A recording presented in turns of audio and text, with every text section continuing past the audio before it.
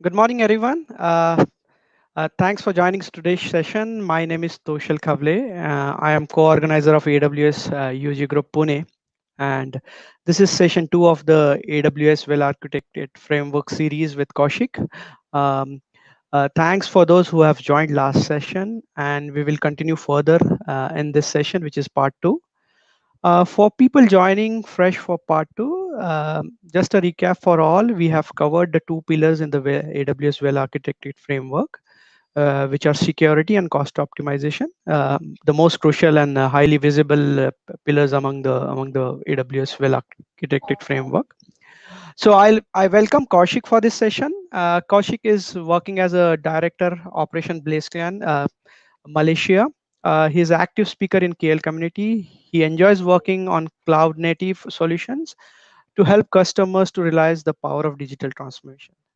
Now I will hand over to Kaushik, who will take us through the next 90 minutes. Over to you, Kaushik. Thank you, Toshal. Thank you, AWS Pune Group, user group. Thank you for this opportunity. Yeah. And thank you, everyone, for taking out time over a weekend and joining us in, right? Appreciate it. So, as Toshal mentioned, this is a second part of the series, which is of the two-part series. In the first one, we spoke about two pillars out of the total of five. We'll cover the other three today. And of course, we'll also share the link to the first one at the end of the session. So look forward to right. So a quick introduction. As Sasha mentioned, so I've been working with Blazeclan Technologies for the last 8 years since my start of my corporate journey, and I've been with Blazeclan since then. And right now, based out of Kuala Lumpur, Malaysia, and managing operations for this region and Indonesia as well. The reason why I chose this topic to share with you is because I myself am a certified well architected reviewer. We shared some details around this of to how to be a well architected reviewer in the last session. You may want to check on that as well. And I'm also part of the AWS APN Ambassador group, which is a group of technical leads and other community leaders. All right. So diving into the point and what will be the agenda for this session would be a recap of what the well-architected framework is for those who are joining in for the first time. Discuss the three of the five pillars that are remaining, and look into the well-architected tool on the AWS console. So we'll actually have a look at how to use the tool in itself, right? So a quick poll, I want to keep it as interactive as possible. So a quick Yeah. poll at this point is I want to understand how many of you are preparing or planning for any of the cloud certifications, right? Any cloud certifications here. So do drop in your comments.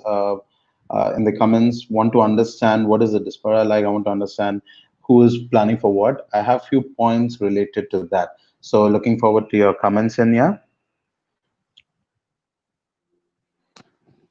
So, Let's see. I think Kaushik, I am the right. one who is also planning. Okay, so which one are you planning for, Toshil? I'm going for a SysOff now.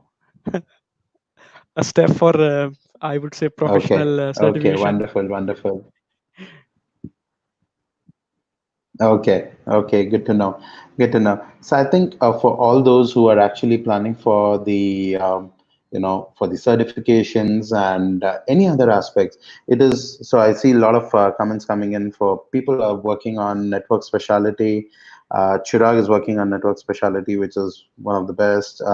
There's Yeah. developer associate by Shubham, data analytics, wonderful. Great, great. Good to know. Good to know. So all of this, right? So the reason why I took up that point is while you're preparing for these certifications or just preparing and learning, all of you would be thinking as to, the critical points is how do you want to keep it secure? How do you want to keep it cost optimized? How do you want to make it highly available, right? How do you want to reduce operational overhead for the admin? Or how do you want to make it, performance enhanced? all of this is the basis of all the questions that you are being tested in all of these questions.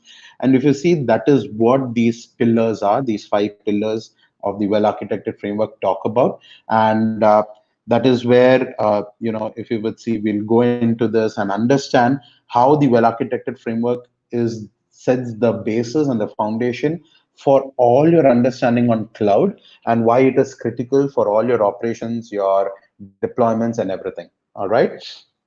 So quick one. So for those who are joining in for the first time, AWS well architected framework is basically developed by AWS over the basis of those 5 pillars for helping and guiding you to create a self-sufficient, self-reliant, high-performing application on the infrastructure. All right.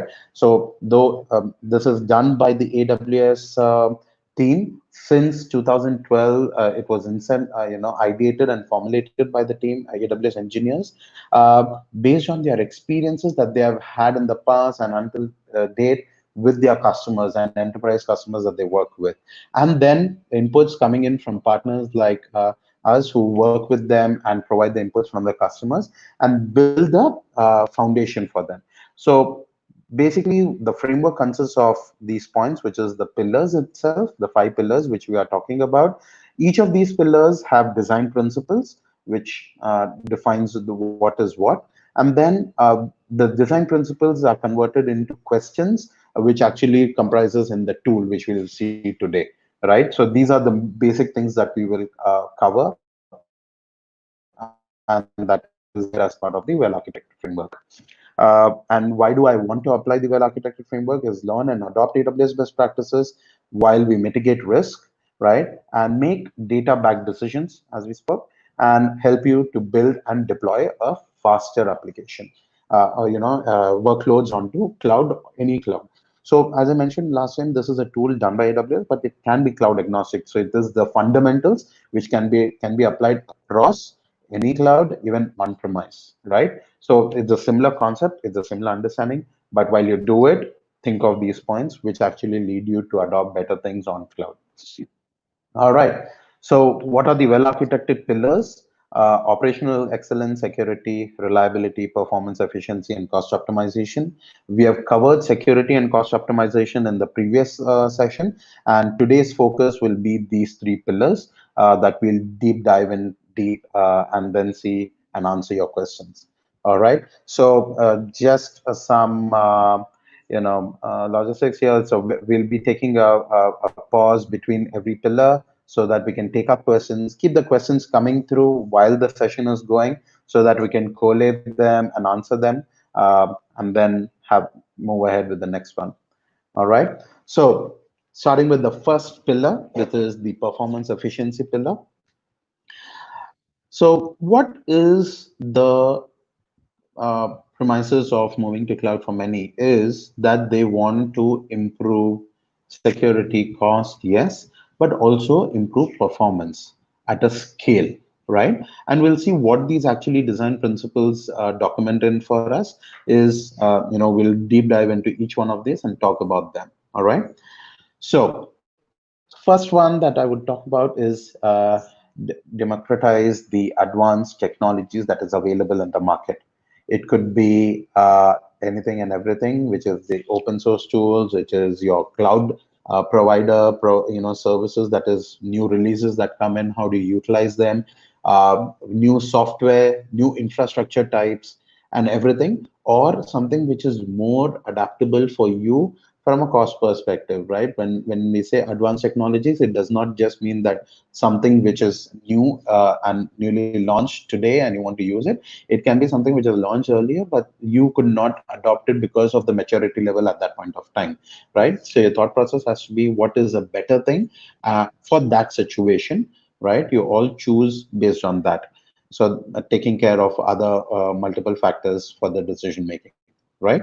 So the first thing that is required to adapt to this design principle is doing periodical reviews of advanced technologies, which would mean that, let's say, as of today, from an OS level, you're using a particular version, but since then there have been multiple releases of stable versions of your OS. why don't you adopt that, right? And what are the repercussions and the impact of doing it? From an infrastructure perspective, let's say you were using an M3 instance, right? But now let's say we have M5. What are the benefits of using M3 versus M5? Validate them, right? It could be performance benefits, it could be cost benefits, it could be various things, various aspects to it, right? So always have a periodical review of your newer technologies, which is beyond and above what you're currently using, right? Second point, it also suggests, and I've pointed out, is using managed services. With respect to performance, it also enables you at a slightly more cost in most cases. Managed services give you much better performances and reliability and even operational benefit, which we will talk about. So this is something, a common thread between the three pillars. Using managed services help you in performance efficiency in most of the cases, right? So we'll talk about few examples in the enablers point. And then we have, so basically this choose the technologies will allow you to focus on business needs rather than you thinking about whether this is the best thing for your performance efficiency or not, right? An example could be managing your NoSQL database on an EC2 rather than using DynamoDB, for an example, right? So the idea is you should not be thinking about what is the performance going to impact going to be, or deploy another employee just to maintain that, right?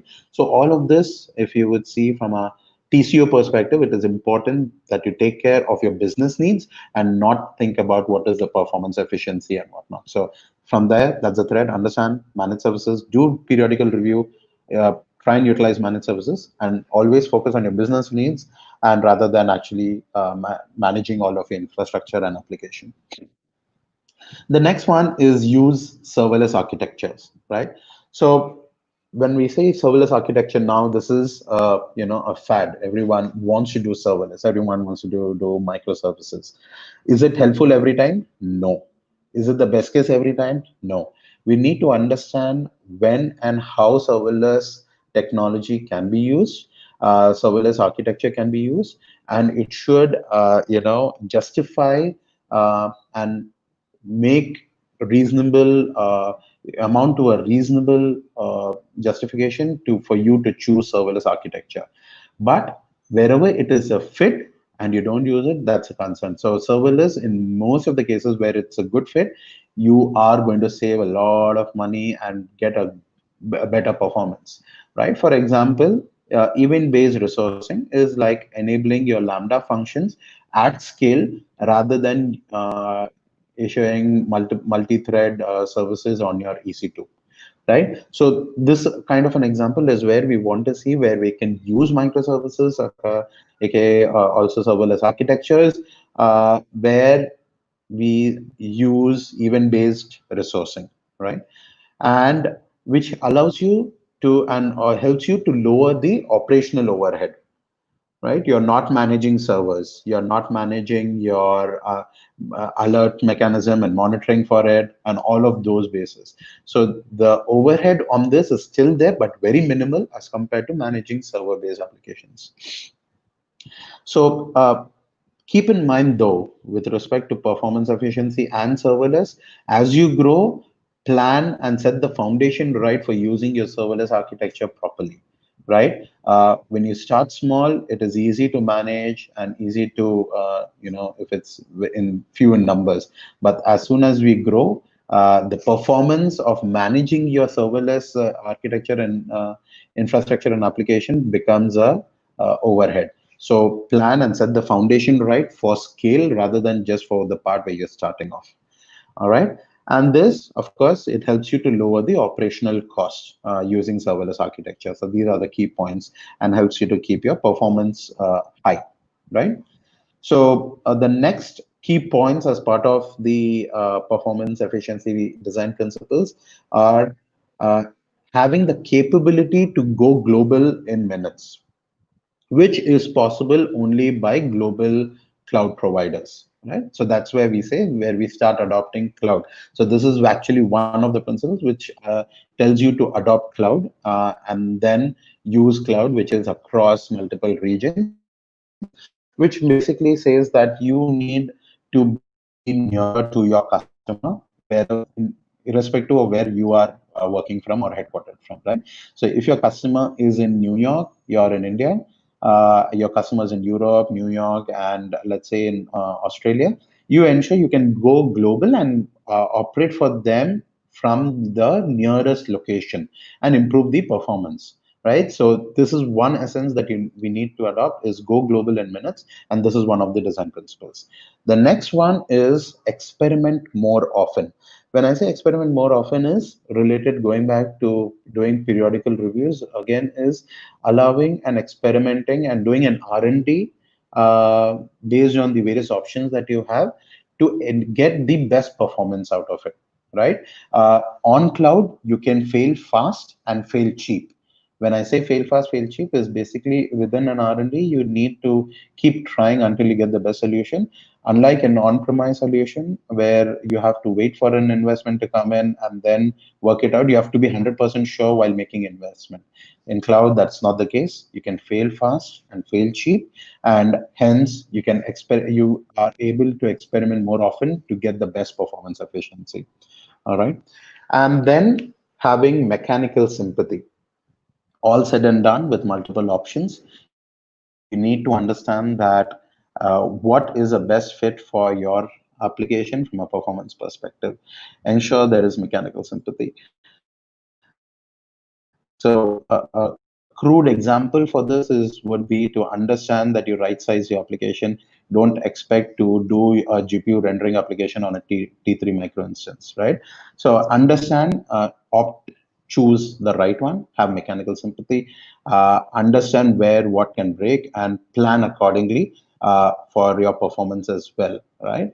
So an example is using a CDN to do your delivery rather than doing your delivery right from your EC2 is again an example of doing mechanical sympathy. And this example also goes back to going global in minutes, right? So hope that explains. So these are the five main design principles for them. So what are the, as part of this pillar, what are the best practices and what are the enablers, right? So the first thing is selection. Choose and set the foundation right for all of these components, right? From a compute, storage, database, and network. So let me take examples for each. For compute, I made a example earlier is choosing whether you want a C instance family, which is compute intensive, or you want a memory intensive compute. So choose according to the performance and the category that you need and the metrics that you need to meet on. All right. Second one is choosing your storage. What kind of a storage do you want for your performance, right? So do you want it to be from a CDN delivering it directly? You want to have it on S3, or you want to keep it on Glacier based on your archiving needs, right? Choose for the performance that you need and then plan it out. Database, again, you want to see whether you want to have a NoSQL and you want to have a managed service, or you want to use at the cost, understand the trade-off and see whether from a cost perspective, is it good to have it on an EC2 for the cost that you would get it at, or rather than that, have it on DynamoDB and save costs. So that's one. And network, again, choosing the best way. How do you architect your network, networking topology, and understand the various aspects around it from a performance perspective as well. For an example, would be using a NAT gateway or NAT instance and to enable your uh, connectivity from your private subnet, right? So how do you want to enable that? So there are few minor aspects which enable you from a performance efficiency perspective. Next is continuous review, which is critical and which is important that you need to do from time to time, having periodical review. And how do you do that? The tools are using AWS blogs. There is RSS feed from the AWS What's New, where any new announcement are sent out. You can actually, if you use for an example, if you're using Slack, you can actually set up the feeds from this RSS feed to your Slack network so that you can just use it, or to your groups that you would use internally within your company, and so on and so forth, right? So that you're always notified and you're aware. And the other ways is actually following the AWS heroes and AWS APN ambassadors who write out technical blogs and understanding and capabilities. You just follow them to get the best output out of it. So that's where they are. They are the community heroes. They're the community, contributors who help with these. Next is from a monitoring perspective is always monitor for performance, right? Ensure know what your metrics are, what you need to how do I say what you need to monitor for performance. And the enablers are basically CloudWatch and other logging methods, which is could be your ELK stack where you have your logs and everything of that aspect. All right. So these are the points that I had for this, and understand the trade-offs always. You might want performance efficiency, right? For which you can have the biggest instance. But if it does not make business sense, it does not make sense to have such a big instance as well. You need to understand what are the trade-offs, where what you're giving up for what, and make a choice for it, right? So also again is from other aspects and tools with respect to it is uh, understand whether you need caching or not, right? Or caching, how the way you want to call it. Having a caching layer, added cost, but better performance. I think it's a good investment, right? Plan your workload specific architecture using edge services and read replicas. So these are the few points that we have. There are many other aspects that can be taken into consideration. So think of these aspects while you architect your solutions right from the foundation, not while you're halfway into the implementation of it, right? So I think we can take some questions at this point if there are any. If not, I think you can just put in some questions while I'll summarize all of these, right? So always make informed decisions while this. Be sure about what are the newer technologies. Talk to people, read blogs, have an understanding, right? Have periodical reviews to review advanced technologies, right?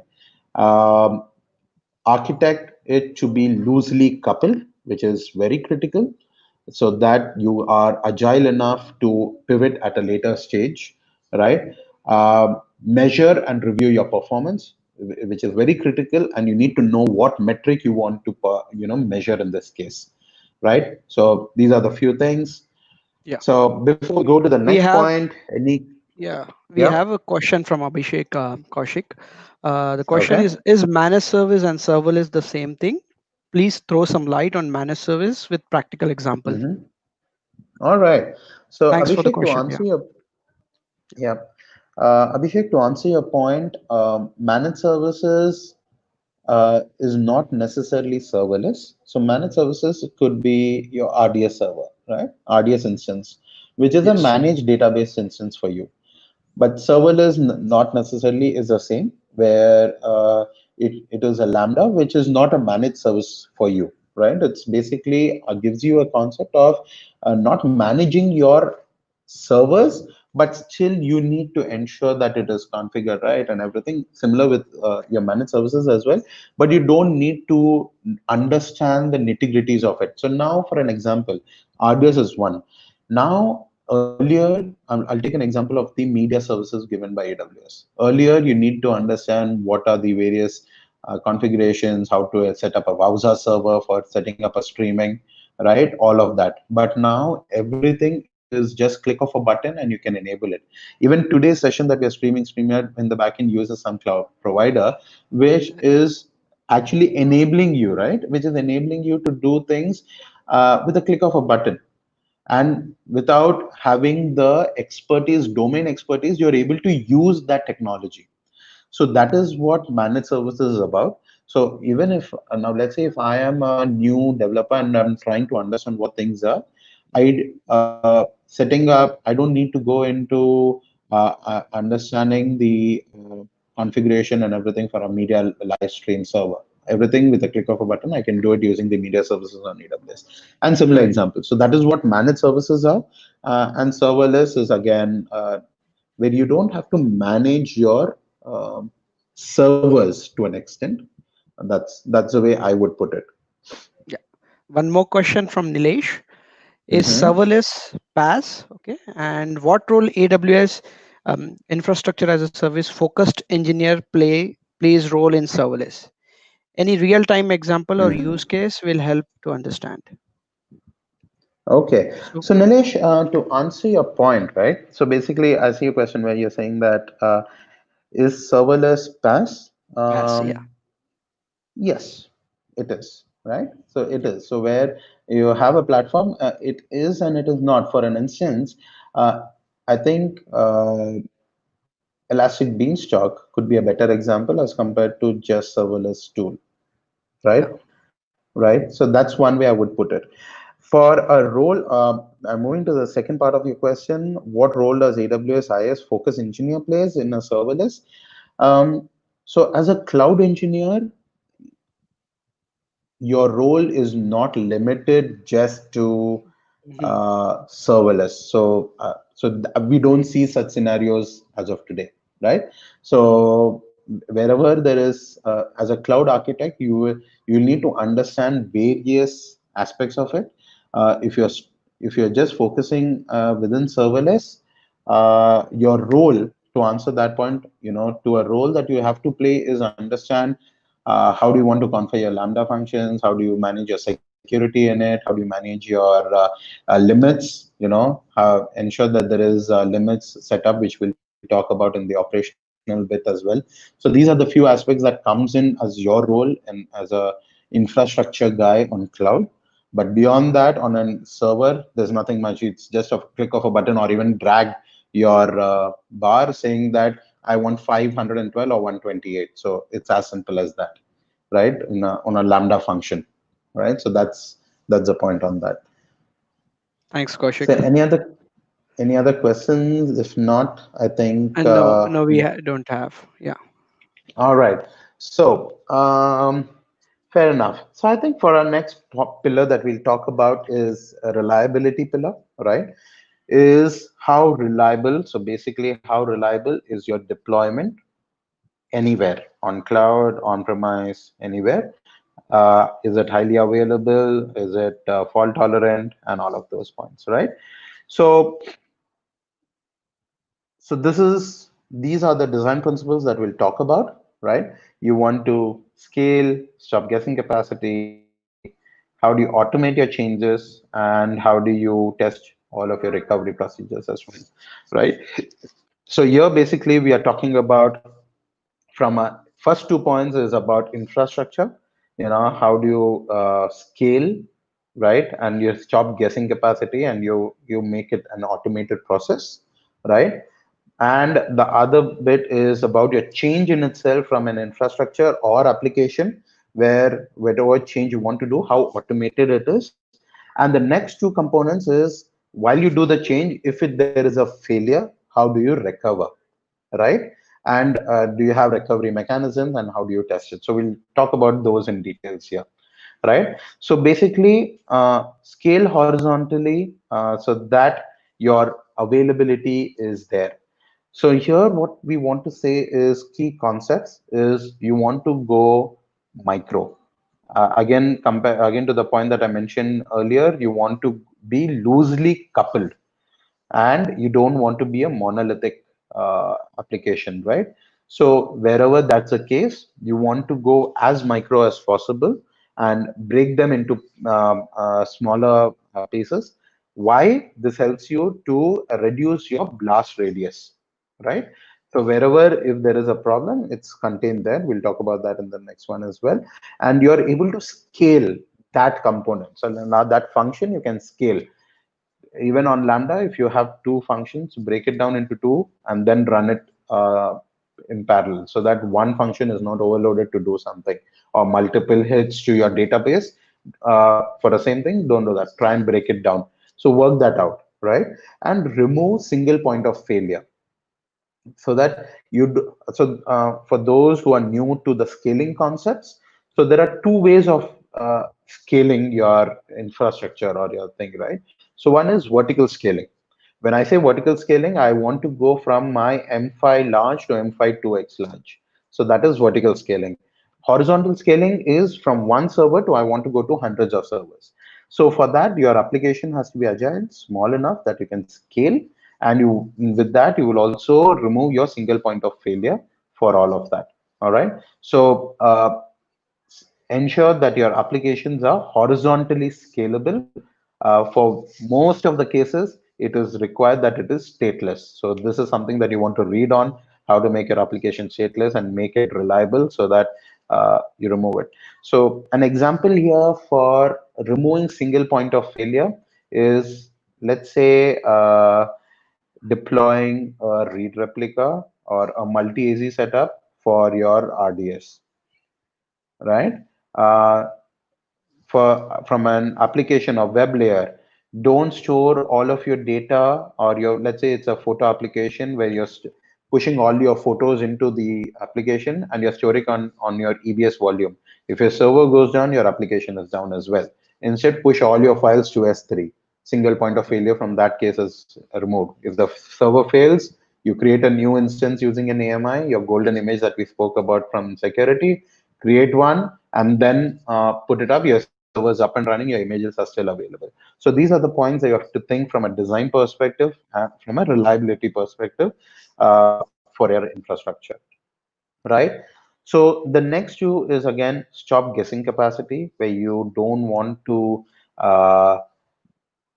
be planning out, use auto scaling groups, right? So keep min one, max two based on your historical data, and again, keep them going as well. So, and scale it to maximum 5, keeping costs in concern and whatever. So stop guessing capacity, right? It is still there, but very minimal in cloud as compared to on-prem. So in on-prem, people plan for 5 years down the line, right? They have a 5-year refresh term for their on-premise infrastructure, where they say that, okay, at the end of fifth year, I would have so many processes and I would hit a capacity of, let's say, 80%. So I need to buy a configuration of, let's say, 24 gig. But on day one, I need only 2 gig so of RAM. So in this case, or if I want to plan that out, I have to need a strategy and plan for 5 years down the line, which is a waste of time. And if it fails, your investment is doomed as well. So in that case, from an on-premise, stop guessing capacity, use whatever is there in cloud, the agilities that is available on cloud, and go with that. And manage a change in automation. Manage changes in automation is basically doing all your changes with respect to code, your infrastructure, in an automated way. Use infrastructure as a code as much as possible. Use deployment methodologies, right? And then we'll talk about the recovery aspect, where we can recover using automation as well, right? So the next one is, you want to test your recovery procedures. So first thing for that is you need to have recovery procedures in place. So you should have a run book which says that any deployment will start with this. I will have a cloud formation template which will deploy this, make the schema changes in database, and do these configuration changes, let's say in credentials files. If something fails, what is my procedure to roll back? I want to recover my instance. One is that, and the other one is from a disaster recovery perspective, where your infrastructure is failing, right? From not from a deployment perspective, your business as usual or BAU process is ongoing, and there is a failure. You want to recover from that, right? For that, you should keep testing your recovery, and you should the recovery process should not be tested while a failure happens, right? You should always have the recovery procedures in place. So that's one. And the recovery should be automated. You want to automate it based on an event having been triggered, and then going live from there on, so that human intervention is not required and is very minimal, right? So those were the points from design principles that we have. So the best practices and the enablers from this is setting up the foundations right, which means making the best architectural designs. Now the question might be, say, from a chicken and egg. I'm new to this. How do I know what are the best foundations? Go small. So that's why it's important that you start small and don't build an entire application and then test it out. Go small, test it out. You'll make mistakes, you'll learn, and then of course there are many guidelines and best practices like this framework in itself. Follow them to adopt the best practices, right?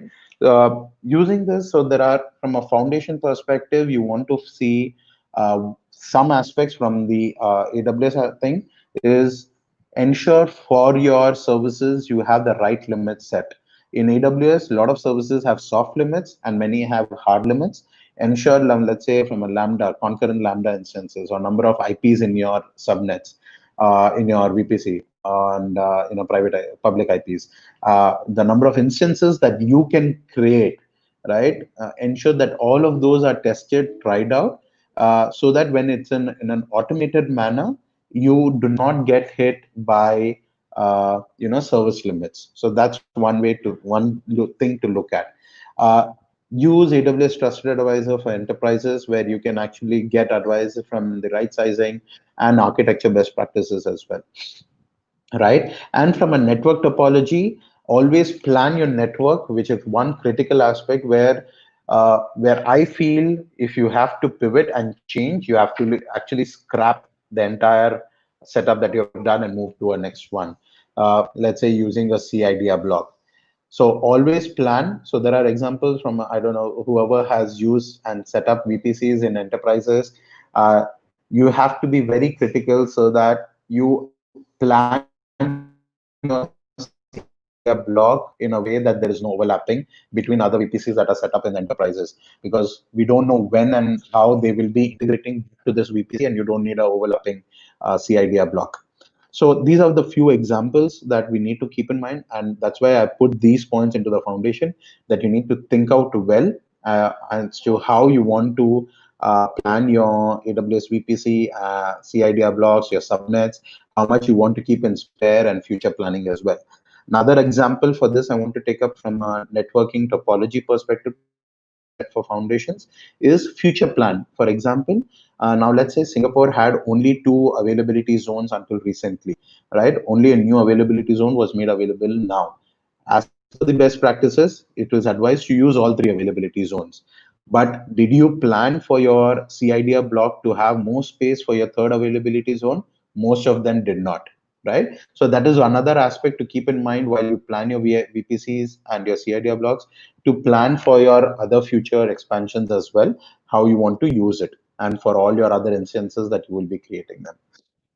So for those who are studying for your network specialty, you will see how critical it is in planning your VPCs and your service limits, because that defines your performance and reliability of your architecture to a high extent.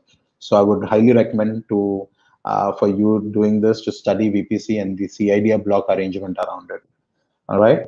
The next is from a change management is, as I said, plan it as much as possible, automate it, and trigger it based on events, and keep reviewing it using AWS config, AWS CloudWatch, and of course all your AWS account level activities using CloudTrail, right? So as I move forward, please drop in your questions, because there's a lag between the stream and the questions coming in. So keep putting in your questions there.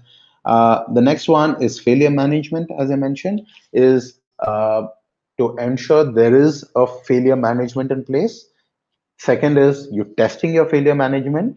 And third one is it has to be automated, right? All of it has to be automated as much as possible to an extent, and then managing it based on events, or even notifying a system administrator, so that the wherever human intervention is required is taken up by them, right? So how do you use this? Is using AWS managed services so that it is automated as much as possible. Recovery, failover, your DR strategy, all of them is automated. You use CloudWatch to create events using SNS, and and then triggering it to SNS or Lambda. And then of course having your cloud formation templates in place so that all of your setup is automated and is actually infrastructure as a code, right? So I think these are the few points. So from a summary, focus on strong foundation. This is very critical. Go micro and not monolith. Reduce your blast radius and use managed services. Plan for failure. All right. So before we go to the next pillar, happy to take some questions here. All right. I see one question from Shubham, which is high reliability and high availability. Okay. So high reliability actually is not versus is the same, I would say, because your system most of the time, like in your case, is reliable if it is highly available, right? Which would mean that so resilience or reliability of your infrastructure is basically ensuring that your system on your ecosystem is up and running with the least downtime, which is possible only using ensuring that your architecture, your coding principles and everything is kept in mind, keeping it is highly available. So it is not versus, it goes hand in hand, and it actually complements each other. Where being highly available makes you highly reliable as well. No, so that's the way I would see it here. Okay. Hope that answers your question, Shubham. Any other questions? We don't have at this moment, Kaushik. Um, let's see. All right, perfect. Yeah. Okay. So So you can yeah, drop in, just we'll a take minute, that up. Kaushik. Yeah. So we have one question. What is SRE from Druvil? Hello, Dhruval. So SRE is like your reliability engineering, if I call it right, right? So basically, is basically to ensure all of your architecting is done the right way, right? And it is very critical from the way you architect it from this. So I hope that's the one that you are talking about, Dhruval. Okay. I think yeah.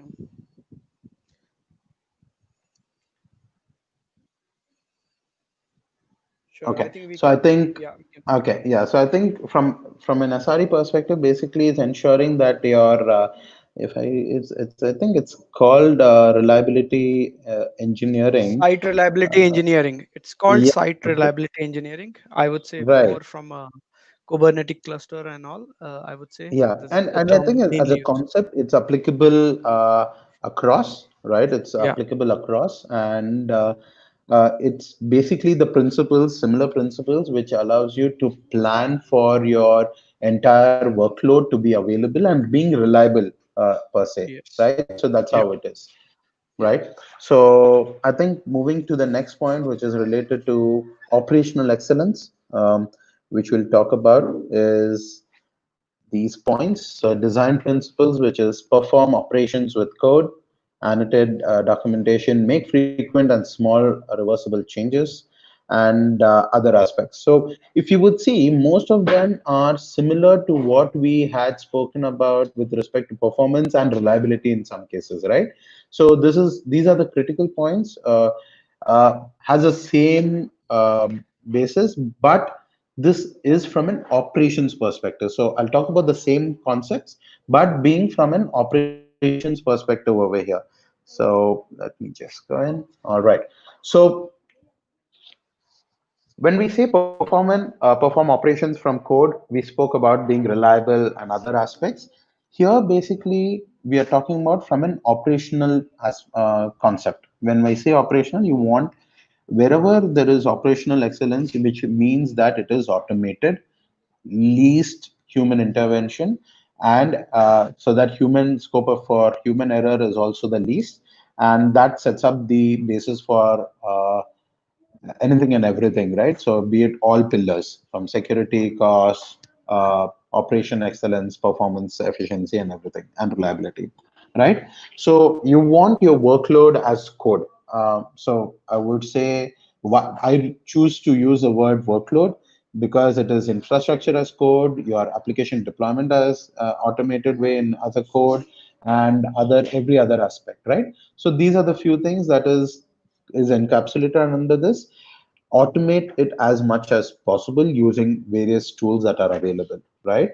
And make it event driven, right? From an operations, and which again goes hands in hand into reliability, is based on events, ensure that your operations are managed. Let's say is a simple example is auto scaling. As soon as your two servers that are already there are hitting a peak of 75% and above for 5 to 10 minutes, you want to scale up a new server, right, to balance out the load. So this is an event driven. So this is one simple example. Other example is from fault tolerance is in case of a healthy server going down and you have a minimum of two servers, you want to bring one more. So these are the few examples that you want to see from an operational excellence with minimal human intervention, right? So basically, this is the result is operations as code and limits human error, as we pointed out here, right? So moving on to the next point is making frequent, small, and reversible changes. Again, talking about going micro here, we want to talk about smaller incremental updates. So don't go for a big bang approach whenever possible. Go for small changes. This allows you to actually, make frequent changes, right? By when I say frequent changes, your end customer starts seeing outputs much more frequent rather than being a one big bang deployment and get all the feedback. So with this small incremental changes, not just from an operations perspective, this allows you to get constant feedback from your customer. You're keeping customer obsession in mind as well, getting constant feedback. And maybe not many things will work, right? Maybe some things will not work, your customer will not like it, you want to go back, and this with small incremental changes, that's helpful. And from an operations perspective, this helps you to keep your blast radius low in this case, right? So that's one aspect of it. The other aspect is uh, automate all your changes, as we spoke, so that all your deployments is using your CI/CD pipelines. Your deployments are there in place using, let's say, Git. So an example that I would take is where one of our customers did this, is where developers actually use Jira for their code, task management. They say that they have committed code, the tester is assigned to tester, the tester says approved, and it says ready to deploy, right? When they say that it is ready to commit, they just say commit, all the changes made in based on the task gets pushed. They get notified, one particular approver get notified on email with a link. They, or if they it's a, for yes they have a link, for no they have a link. If yes, they just click yes, and the deployment is done at the back end. So if you would say no one is taking a code, putting it into a repository and making changes. At the back end, the all the changes made based on the Jira, the branches are merged into Git. Git code repo is then taken, pushed into your created a new AMI image, which earlier, at least few days before, there was no in uh, the current cloud formation or the auto scaling group was required to be updated. Now you don't need that. So the same AMI can be used now. Earlier, you change that AMI, push that, a new instance is in place. And then once a successful thing is done, your email is sent to all the concerned stakeholders that the deployment is done. So this is operational excellence, where every change is automated to an extent where no human intervention is there, with least issues. And if there is a concern and there is a failure, the rollback is happening automatically, and then the concerned stakeholders are intimated that the rollback has happened. Please look into it. So that's where the human intervention comes into place. So these are the few examples that you can test out, you can work out. There are many playbooks available which you can just take and utilize of how do you want to implement these processes in place, right? Next is revisit all of these operational procedures periodically. I spoke about a complete process. Today it works. Soon your ecosystem will change. Your number of changes you're doing will change. The way you're working with the application will change. So the operations around it will have to adapt. So it is important that you have a periodical review of your operational procedures, right?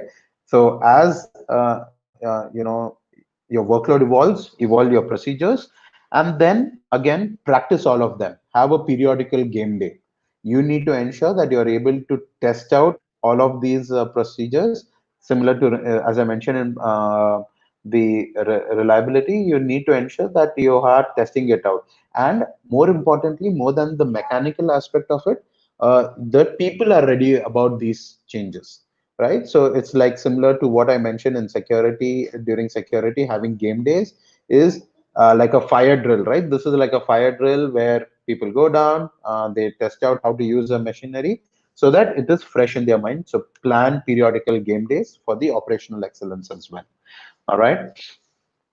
Next aspect, the major point is learn from all operational failures. So you will set up processes, you will review them. Sometimes it will fail. You learn from them, adopt it, and ensure that it is amended. Right? Always learn from all your operational failures. And first thing is actually anticipate failures. Nothing will go smooth in the first go. There'll be trial and error methods. You'll have to anticipate and plan for them, right? So anywhere from, let's say, from your deployment process or your application in itself, everywhere, you at every level anticipate failures. By anticipate failures, it's not just knowing what your failures are going to be and then planning your operational procedures around it. So these are the aspects that cover for the design principles. So while go for the best practices and enablers and the summary, do drop in your questions and we'll take them up after this, right? Yeah. So from a best practices and enablers, basically is prepare. Always prepare, have game days, runbooks, and ensure that you are tracking all of them using AWS config and its rules, right? And then, of course, operate. Ensure that you're uh, monitoring all of them using AWS, Amazon CloudWatch. Evolve is basically always keep track of the changes that are happening, use them using Elasticsearch or various tools. This is what I've mentioned here. But yeah, so these are the points on that. From a summary perspective, learn and understand need of your stakeholders. The reason why I point this out now is basically from an operation perspective, understand what are the business requirements, right? And then from an aspect, understand their stakeholders, right? And then next one is efficiently support business outcomes, right? By automating procedures, you need to ensure that all your procedures are automated. You need to keep evolving your procedures and make database decisions, right? So this is how you want to support your business outcomes, right? And yeah, so I think that's about the summary of operational excellence. If you have anything specific, happy to take questions now. Yeah. So I think we have We have a one question question here. from Raja. Yeah, Yeah. correct. Okay. I'll take that up, Toshal, now. Yeah. So please, can you share some more information on managed services? What are the activities can be covered as part of this? All right. So, Raja, so to answer that point, I'll take that up against all pillars. I'm not going to rely. Basically, I'm assuming this is not just for operational excellence. By managed services is it would depend from what you're taking up, right? So, I'll take up an example of a database server, right? So, as of today, let's say if you're using it on on-premise, there are multiple things that you are managing at your end, right? A system admin who is who is managing your server, your storage, your patching, OS patching, and all of that. Then you have the DBA. From a DBA, they are managing the patching from your, let's say, your engine, your database engine, right? Planning your other performance related configurations at a code level, right? So this is what a DBA is doing. Now, if you take that, move it to EC2, right? So you move it to EC2, what happens there is OS level infrastructure is being managed by AWS, but OS level patching, database patching, and from there on, you manage. Now take the same example into RDS. In RDS, infrastructure is managed by AWS. Your patching of OS, your database engine is managed by them. All you need to manage is performance configuration with using the parameter group. Manage different things over there. Manage your schema. So here, basically, you start focusing on what you want to do rather than the supporting functions. So that is what managed services is all about, right? So hope that this example helps you with this, right? So and understanding that concept. We have one more question from Shubham. Okay. Can you explain operation as a code more? Okay. So Shubham, actually, so operation as a code is basically, when I say, is ensuring all your processes can be automated to an extent. It could be from an operation perspective, as an example that I took, is using your Jira to do your deployment, manage all your tasks, using CloudFormation to do all your deployments, in an automated way, using Lambda SNS in the backend to trigger them and actually use CloudFormation to do the deployment, and various other aspects. So operation as a code is basically ensuring you're able to automate all your operational activities. The other aspect is, again, from an operation perspective, right? If you want to see there is a downtime, your server goes down. Let's say your RDS server goes down. Operation as a code in this example would be you have set up a multi-AZ setup, and then your read replica gets promoted, or your multi-AZ standby gets promoted. So from an operations perspective, it is all automated, and your downtime or your reliability increases. Downtime reduces, reliability increases, basically, and then there is no human intervention required. You are failing gracefully, and at the same time recovering it from it in an automated way. Hope that answers that. Thanks, Kaushik. All right. Any other questions? Nothing so far. All right. So I think what I'm going to do next is that covers the 5 pillars, right? So Mhm. I'll be sharing this deck. So there are a few links that I'll share it as well, which basically shares what are the key resources and where you can find AWS heroes and ambassadors to Yeah. reach out to in case of any concerns and for assistance, right? So that's one way. I'm going to do, before I look at the tool, maybe similar to the session that we did last time, we can do a Yeah. quick hands-on, right? What I want you to do is be ready with your comments. The architecture is same as the last one. I want you to look at the architecture, and based on the 3 pillars that we looked at, suggest what are the changes that you want like to do in that architecture, right? And let's take that up and see what the points you have on that, right? Yeah. So basically, this is your architecture that we have, right? I've mentioned few configurations in place. Please drop in your comments and thoughts, basically, as to what you would do from a reliability perspective, from an operations perspective, or from a performance perspective. What are the things that you would look at? How would you change? And then we would see.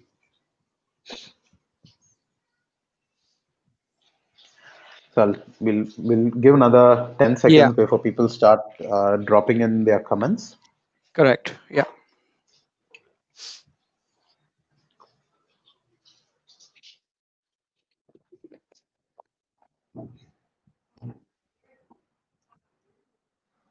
So the reason I'm seeing this side is I'm streaming the live stream here so that I can see those comments because I don't see the comments that you see on your screen.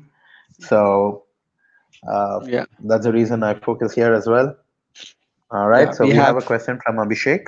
Yeah, correct. Maybe you Auto want to scaling. just post it on to them. Yeah, And yeah. auto scaling max should be more. Yes. Account should Okay. be Yeah. in multi-AZ. Yeah. Mm-hmm. Mm-hmm. Yes. That's a right. Both of you, Abhishek Kemka and Yeah. Abhishek Mittal. Metal. Yeah. So instance review should be done regularly and not in 2 years. Yes. That's right. Yes. Correct. Mm-hmm. Yes, Isaac. Accounts in multi-AZ, Mm-hmm. right? Manage service like code commit and deploy. Yeah, that's right. I was actually expecting that input, Yeah. right? All right. All right. For some reason, I don't see that comment yet. Mm, All it's right. it's coming. Okay. Let's put it. All right. So I think that's great. That's Yeah. great input. Basically, uh, auto scaling to not min max one, that could be different from case to case. Uh, Evaluating your CPU utilization and setting it up in the right way. Instance review, as Abhishek pointed out, actually using reviewing your instances quite often rather than 2 years using managed tools like Cloud Deploy, and pipeline for this deployment tools. One important great input from Shriram that is using CloudFront for image, you know, Yeah. rendering and so on and so forth. These are exactly so. Yeah, yes, Abhishek. So user storage for cache gateway. So these are the points. So basically, this is great. This is what we want to understand. This is the thought process, what you need to have in place, right? While architecting, developing as an application. So it is not something that you do only as a solution architect or as a cloud engineer. It is a responsibility, and to ensure all of these five pillars are kept into consideration, whether you're architecting it, developing a cloud native solution, or developing a security policy around it, or even doing operations around it. So each and everyone needs to start thinking and understanding these fundamentals while doing your architecture or while seeing any solution in this aspect, right? So this is one point that I want to highlight. uh, so now before actually we go back, what I would do is we'll use the tool. Let me know if you still see the tool. It's visible. Yeah. All right, perfect. Great. Mhm. All right. So basically, if you want to use this particular tool, it's available in most of the regions. I don't know why they are not available in some regions, though it's just like a question and answer. I've asked this to AWS, they did not have an answer. There are a few things that are there as part of it. You go to services, look for a well architected tool, and that's what it is, right? Uh, Choose and ensure whatever tool reviews that you do is specific to that region, right? So it's not like a global service like S3. So ensure that you're in the right region wherever you're doing it. And it basically it doesn't matter where you do it, just remember that you know which region you're doing it, right? So how it works, what the benefits, exactly what we spoke about, right? And it's a free tool, as they say. If you would see, it's basically a free tool uh, because it doesn't use any resources in the backend, right? And that's how it is. So when you go to workload, this is a page that you would see if you have all. This is a page that you would see if there's a workload already in place. You can just click on doing this. You can create a test review, right? You do a test review, description, add in a description, add who's the owner for it, right? So it asks for three, and you can choose whether which region it and which environment it is, whether it's a production or pre-production, right? So there are few key checkpoints that you can do this review. You can do this while you are in on just going live. You're into production for 6 months, and then you have these points where you want to do a review, or it is something where you are just initiating a migration from on-premise to here. You want to plan out what you want to do, right? So these are the various aspects on the times that you can do. And if, as you see, they have AWS region and non-AWS region as well. As I said, it is applicable across, and you can choose which region you're doing the review for, right? And you can say choose whatever region you want and put it across. And you can put account IDs to document which account ID you're reviewing and so on and so forth. If you have a design, you just put it through industry type and optional. Okay, so all of those are optional. I'm just going to go ahead and choose. We did not talk about surveillance. Maybe at some other day we will talk about that. So it's very specific.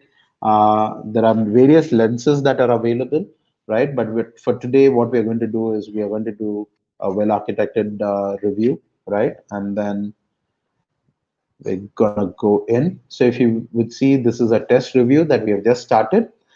As of today, right, there are many questions and milestones. So basically in this, you can set milestones, whether what kind of a milestone it is, and go and so forth. Whatever properties you had set in the initial part is where you see this, right? And you can say what is the improvement status at a later stage, whether it's not started, in progress, completed, or all the risks have been acknowledged, right? So these are the various states that you can see. So we'll kick in, see what are, and start the review. Before I start the review, I'll showcase what are the other aspects here. Basically, is that what are the when once you do the review, you'll see what are the high risk and what are the medium risk based on the answers that you give to your questions and what are the notes in it. So basically, this is the lens that we chose. So there are 46 questions in here based on the design principles that we spoke about across all the 5 pillars that we have, right? So once you do a review, the pillar priority here will change, right? And based on the things as well, you can also edit and say what are your pillar priorities and say what you want to do, right? So now let's start the review, right? So when I start the review, basically you would see these 5 pillars, okay? So this is what you are trained for. If you would see the first session, I spoke about what are the criteria for becoming a well-architected reviewer. One is you need to have a professional certificate, solution architect professional certificate, and the other one is you need to attend a boot camp, right, as a partner. So this is available only to partners. You need to be part of the partners, and we need to attend a boot camp, which is a one-day boot camp. We attend that, and you get the details around it, where we understand the nuances of how do I conduct this particular review, right? How do I address all each of these pillars? What kind of a question we need to ask the customer and understand the pain points, right? So we need to ensure that we are addressing the pain points right here. So basically, if you would see, as I mentioned, there are 46 questions. If you add them, I add all of these here, you would see that there are 46 of them. You choose with your customer what you want to review first. Let's say from a security aspect, let's dig into security. I'm going to choose a first question here, right? So if you see, basically there are 11, right? And if you see, as soon as I click the question, here the helpful resources changed, right? So what is that? I'll go into it as well. So basically, from a questions, from a well-architected framework, how there are various questions that you want to answer. How do you manage your credentials and authentication? So this is basically a ready-made checklist for you to check whether you are well architected or not. Okay, so you just say whether you are do you have you defined your identity and access management requirements. If you don't understand what that means, you just click on info, right? And then if you see to the right, it actually gives an explanation of what those is, and also a video of what that means. So they have an explanation of that as well, right? So basically, now for an example, do you rotate your credentials regularly, right? So yes, so this basically says rotate credentials regularly to help reduce the risk of old credentials being used by unauthorized system users, right? How do you do it? Ask your partner, ask your solution architect. But this gives you something, a checklist, which you can go back and test out whether you want to validate that or not. All right. So this is what all of these questions are. If you would go through each of them, have various aspects. Now, if I say that it is none of these, how do you control access? I have none. As a reviewer, I want to say that I want to put notes which says that need to set up, right? Set up policies. Okay, and say next. Okay, so basically that answers this particular question, which marks it as done, and you know that this is answered. But if I go back here, and it is marked out. But when I go to the test review, that is shown as a high risk already. Okay, Yes. because that's something that you want to review. And here, if you say, and I'm going to go back to that aspect of it, right? So as you go through each one of these tools and processes, you address all of them.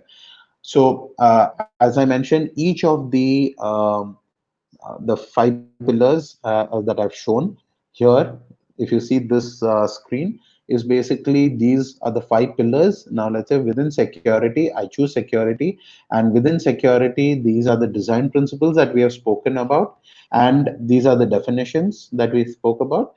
And within each of these best practices, these questions are defined accordingly, right? We this and defines them, whether how do you manage credentials and authentication, how do you control access, and there are few suggestions given here as well, right? How it is, whether it's a detective controls, right, are using any tools or not. If yes, you can, they have given suggestions here, right? Infrastructure. So this is how the questions are broken down into from incident response. So now this would make more sense for you when you look here and say what are the basic questions and why they are structured in that way, right? So maybe this link is something that I've shared in my deck as well, right? And you would have more details into it, so you can have a test review. So as a reviewer, I have a KPI to reduce my how do I say my high risk issues, which I call as HRI. I am tasked and I have a KPI to reduce the HRIs, which is the human high risk issues, and ensure that the architecture that is in place is well architected, is secure, is reliable, is cost optimized, is operationally good, and performance I mentioned, and reliable. So these are the five pillars that constitute for your well architected framework. Uh, and that's what I wanted to share. Happy to take questions here. Mm. Here Yeah. as well as over LinkedIn. I prefer LinkedIn. You can reach out to me, connect with me as well. And happy to take questions over DM over there. Yeah. And yeah, take this forward. Yeah. Questions? Kaushik, Yeah. I have a question. Yeah. So this tool is attached to your ID or it is specific to the partner's ID? So this tool is available in every AWS account, Okay. right? So when I say this tool, again going back to this, so this tool is there in every AWS account. So anyone just starting a new account is available to you, right? Yeah. But at the same time, when I say that, how do I manage it? So when I go and do a review, get access to their account. I get access only to well architected tool as per the Yeah. security policies. I Yeah. request for access only to well architected tool using console, Hmm. and then I go in, choose any region. It was recently launched in Singapore, so now I start using Singapore. But until now, I've been using Ohio or North Virginia region.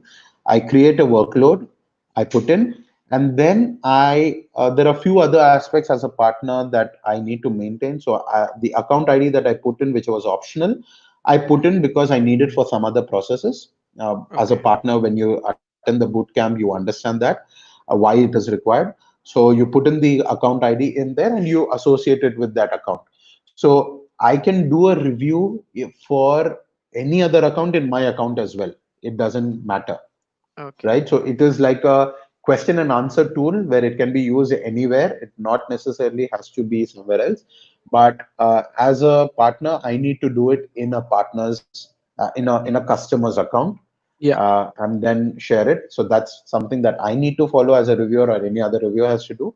But if you are going to do it, or if anyone else who is just starting up a new account, he or she can do it on their account as well and put any Okay. other account IDs as well. So yeah. Okay. Great. Great. Yeah. So and Thank you, again, so Kaushik, for this that. is Yeah. yeah. So something. So this is not something that is um, purely for certified reviewers only. Yeah. Anyone and everyone can do it. So that's the Yeah. reason why we are sharing this, and this is basis the foundation for a thing. Correct. Yeah, Correct. Yeah. That's why the I have asked the question because there was a yeah, condition for it to be reviewed. So we have a yeah. question from Pramod. Is it good Okay. practice to perform a well architected review for all workload? Yes, it is a good practice. So it is allows it gives you a confidence level. So it gives you data points, right? So you're not confident. So you're confident now. Okay, so everything is working fine. Perfect. Okay, I'm confident. But that's still some gray area, right? With a well-architected review, you get data points based on best practices. That is industry standard, right? So as of today, you might be performing many activities, many actions that we spoke about, right? Based on your experience that your organization has had, and what fits you well. But not necessarily you are going through the checkpoints that is followed throughout the industry. So maybe like let's say as an enterprise, the IBMs, the biggest companies in the world, will have people employed to ensure that these processes are followed. They are paid to ensure that this is followed. Yeah. As a startup, you will not have that liberty. You need to, and at the same time, you will not have access to the the processes, the details that the enterprises have.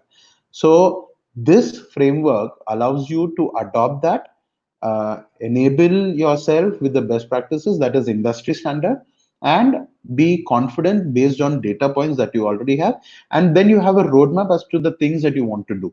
So that is why it is critical that I say critical, but as a good practice that you adopt this best practice gradually, ensure that you're fully compliant to the best practices put up in the framework. Correct. So thank you, Kaushik. We have one more question from Sri Ram, and this is very Hmm. interesting, I would say. How Okay. different is the trusted advisor service compared to well architected tool? And the Okay. second part is well architected tool even before we can start creating cloud solution, or can we use it on regular intervals?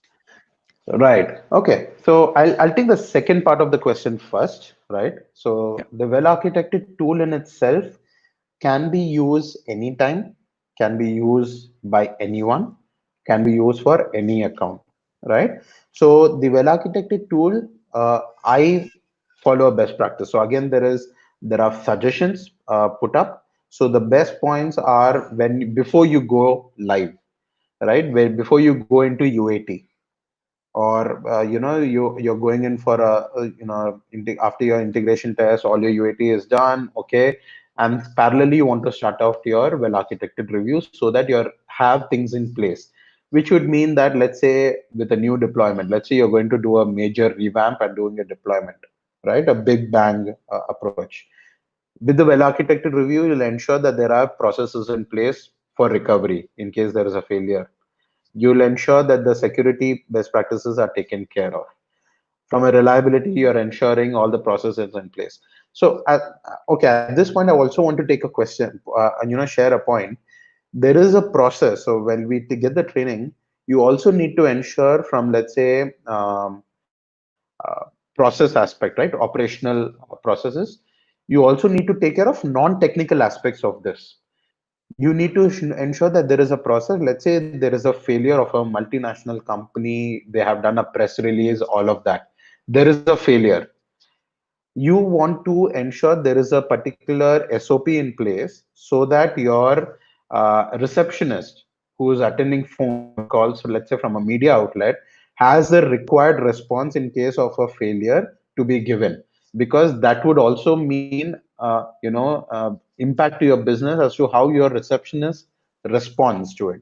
So Yeah. these are the minute aspects that need to be taken care, which is non-technical, but still from an operational perspective is critical for a big enterprise company as to what kind of a news goes out to the media or to the to their investors. So these are the aspects which are taken care as part of the framework. So that's one extreme example that I wanted to share. So the tool in itself can be used anytime and by anyone. So that's your second part. What is the difference in a trusted advisor and the well-architected tool? The well-architected tool is available to anyone and everyone free of cost. As Yeah. far as I know, trusted advisor is available only to enterprise support, Enterprise. Yeah. right? So if you have the enterprise support, which has a minimum of, if I'm not wrong, 15,000 USD that you pay, it's only then you get that access. But as a trusted advisor, there are a few other things that you get as well, where basically they review. AWS use their own tools, their metrics and logs that they have in the backend to give suggestions, and for right sizing, cost optimization, and various other aspects, which is available only to enterprises. From let's say for a startup who cannot afford 15,000 USD of a support plan, well-architected tool is something that gives you an industry standard. So that's the way that it differs between the two. Yeah. Thank you, Kaushik. Any more questions? We can just take a couple of questions and then we can wind up for the day. Sure, sure. Yeah. I think we're well in time, 10 minutes Yeah. before time. Yes. So, Yes. Okay. all right, I think we're good. Uh, Yeah. Yeah. Go ahead. So, yeah, thank you very much, Kaushik, for your time, your effort, and presenting us a very nice session. Both the sessions were very helpful for the users of the community and to the audience at large. So, thank you very much. Thanks for everyone who has joined and used this session. Um, Hope to see you all in another session. Thank you very much. Thank you, Thank Kaushik. you. Thank you, Doshal. Thank you, the AWS Pune user group. Appreciate the time given. Thank you, users. Yeah. Thank you. Thanks. Yeah. Bye. Bye.